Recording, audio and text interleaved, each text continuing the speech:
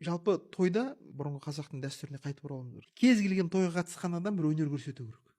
Өзінің бойындағы өнерін халыққа паш ету керек. Талап қою керек сөйтіп. Сырттан әнші шақырмау керек.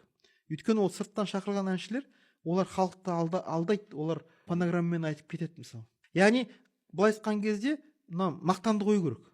Мысалы той иесіне мақтан да, мақтан ол шайтанның ісі дейді, Абай айтады. Пайда мақтан әуес қой, шайтан. Ол шайтанның ісі, сен шайтанның қармағын іліп отырсың ғой. Мысалы, мен тойыма бәленбай әнші келіпті.